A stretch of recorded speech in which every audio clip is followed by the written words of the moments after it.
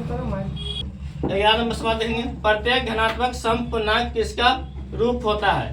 तो धनात्मक विषम सम के लिए होता है 2q का रूप होगा, क्योंकि आप q जब कोई संख्या रखोगे, जैसे 1 रखेंगे तो 1 से 2 2 होगा, 3 रखेंगे 3 6 होगा, 5 रखेंगे 5 10 होगा, जो भी q जगह पर रखोगे गुना करोगे सम ही मिलेगा। अब विषम जैसे 10 नंबर सवाल में था, विषम के लिए 2q + 1 होता है, विषम बोलेगा 2q + 1 में होगा, सम बोलेगा 2q होगा। सिंपल सा याद कर लें। विपरीत विभाजन एल्गोरिथम इन पूर्णांकों के लिए लागू किया जाता है। तो जो विपरीत विभाजन एल्गोरिथम का फार्मूला है वह 0 छोड़ बाकी कितना भी 1 2 गिनती आता है सबके लिए सब पर अप्लाई होता है। विपरीत विभाजन प्रेमिका किन पूर्णांकों के लिए संभव है?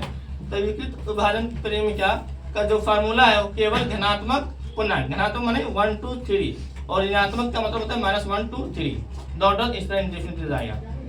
दो धनात्मक पूर्णांक a और b का HCF सबसे बड़ा पूर्णांक d है, तो d द्वारा विभाज्य होगा।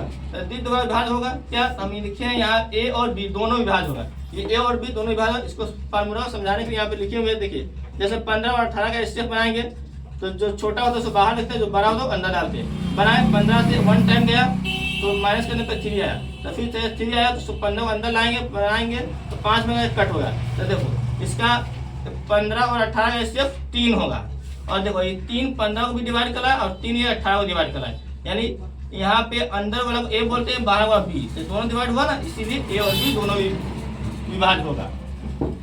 दो धनात्मक पूर्णांक c और d, और यहाँ पे मतलब है कि d c से छोटा है, c बड़ा है, हो तो भागफल तथा शेषफल r है, जहाँ इसका मतलब हुआ r का मान 0 के बराबर या 0 से बड़ा होगा लेकिन d से छोटा होगा, यानी d की जगह पर नॉर्मल फार्मूला में हम b लिखते हैं, यहाँ पे d की जगह पर b लिखा हुआ है।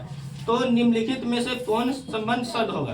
तो देखो ये c बड़ा है और d छोटा है, कैसे बड़ा होगा अंदर डालते हैं, ये अंदर डालें तो ये a की जगह पर है। तो नॉर्मल फार्मूला होता है विपरीत विभाजन का a बराबर bq + r होता है।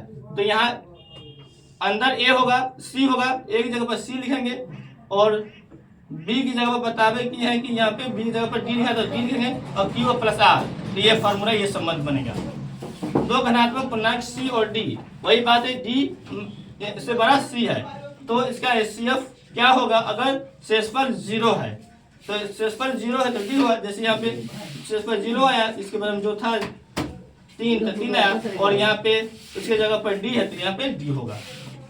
दो धनात्मक पूर्णांक c और d, और यहाँ वही बात है कि c का मान d से बड़ा है और r ≠ 0, माने कि शेषफल 0 नहीं है, तो HCF c और d कितने के बराबर, किसके बराबर होगा?